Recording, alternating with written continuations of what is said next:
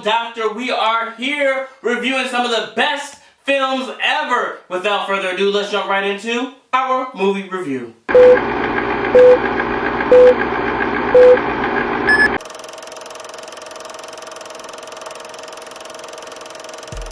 Welcome back, my filmatic miscreants. We are here talking about Shazam 2. Woo! Where do I start? There's so many goods and bads that I want to talk about with this second sequel to a movie that we were kind of looking forward to, because when Shazam 1, when the first Shazam movie came out, it was something where it was right up there with Wonder Woman. It was another great movie that they had put through for DC for another win. Now granted, Marvel is killing it. They definitely got more wins, more W's than DC does, but DC with Shazam was something that, boom, oh, they were hitting, oh, it was dark, oh, the action and the sequences, oh, it was everything that we wanted. Shazam 2. Now, this was a movie that we were looking forward to. Did it hit hard? I think, like Marvel in some aspect, because DC is supposed to be that darker kind of feel, that darker tone, you know.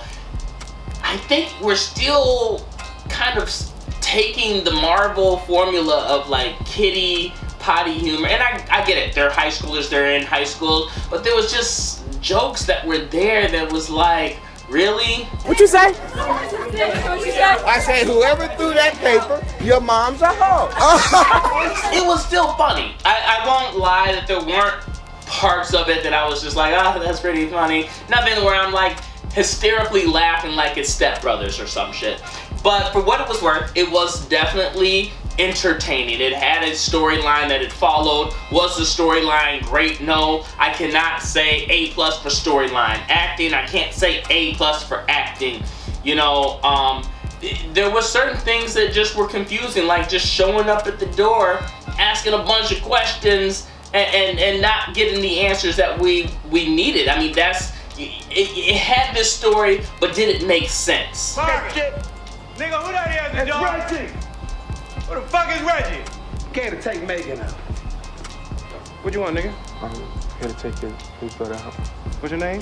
Reggie. I'm gonna be honest. I heard the motherfucker say your name, Reggie. I don't think it did. I don't think that it was something that hit home with the story, with the acting, the music, and it was okay. Everything was kind of blase. It is a superhero film. It is a sequel to something that we thought was really good for DC. Is Shazam 2 going to be put up there with Shazam 1? I don't think so. I think Shazam 1 was his own standalone film in terms of greatness for DC.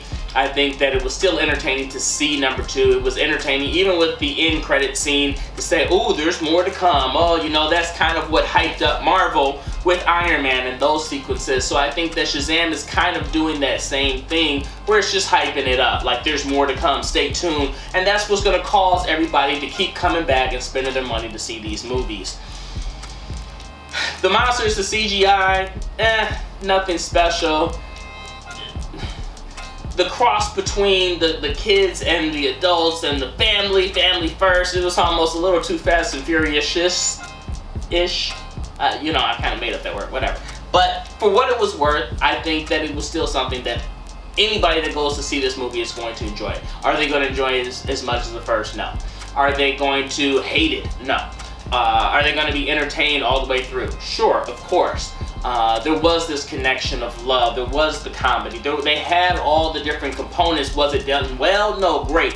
While I'm watching this movie, I will be honest in saying that my rating was constantly changing. You know, I was like, this is a B-, this is bad. Oh, okay, well, maybe it's a B, a B+. Oh, no, if they did this, it could be an A. Oh, no, this is average. You know, it was really a roller coaster all over the place in terms of what was going on and if I enjoyed it or not. As a film doctor, though, I have to speak from the consensus of, was it a great film? Was it something that everybody would enjoy? And I think that it really depends on you. I think those hardcore superhero film goers, they're going to be like, that was a C. They're really definitely going to put it in that C range because they've been very hard on even the Marvel movies that were good, okay? So I don't think that they're going to be having the same rating that I have, but they're going to see it the same that I see it. But it is what it is. I think that if you enjoy superhero movies, if you enjoy DC, if you're a DC fan, if you're a Shazam fan, you're definitely probably gonna put it higher than what I have, okay? But I'm gonna have to stick inside of that B to B. I won't even say B plus. I think that that's pushing it. I think that B minus is kind of down in it, so I'm gonna stick with the solid B. I think that that's as close as I'm going to get to a rating that best fits everybody's desires. And I'm giving you the things, the goods, the bads, the things that you may or may not like in it. I will say, towards the end, you know, things that happen, I started to cry. I'm gonna be honest with you. I'm mad, whatever, shed a little tear, it was sad. There were things that happened at the end where I can feel my eyes watering up like, no, why? You know, that's the feeling that I had. And for any movie, whether you hate it or like it, whether who's in it, who's not in it, whether the stuff captivates you or doesn't captivate you, emotion is the biggest sell point for any movie. Does it create emotion for you? Does it create that happiness, that sadness, that laughter, the hatred, the dislikement, any kind of emotion and feeling? If it has you have some of those things during, not by the overall outcome of the film where you say, I hated it, and so therefore that's the emotion. I'm talking about the emotion that you get while watching it. And I think that inside of this movie, that emotion was given. Even with the relationship between two of the characters, it's like, oh, that's sweet, oh, you know, or, you know, the frustration and anger towards villains, oh, what a bitch, oh, this, that, whatever. It still was emotions that you gathered, and so for that, I think that's the reason why it sits inside of that B point, because it definitely has all of these emotions and feelings that you may acquire when watching this movie. I don't know, that's just how I feel. You guys put in the comments how you guys feel. Alright, that's all I got for you guys today. Please don't forget to like, comment, and subscribe. Hit that bell, do all that jazz. Send them some smoke signals, tie a little note to a pigeon's leg, send it on its way, put a message in a bottle, throw it in the water, let it reach our shores. Let me know what you guys think about this film, if you guys liked it or not, if you guys agree or not. Miscreants. Okay, miscreants. Let me talk to you for a second, because this is getting a little ridiculous. Okay? We've been having this talk, miscreants. I know you guys was watching. I see the views. All I need you to do is go ahead and like, comment, and subscribe. I just went through the whole thing. Like, comment, subscribe, smoke signals, title, no pitch, send on this way, blah, blah, blah, next one, blah, blah, blah. I did all that, okay? Now I just need you to help me out, miscreants. Go ahead and like, go ahead and comment, and if you haven't, go ahead and subscribe. And as always, this has been another exciting episode of Filmatic.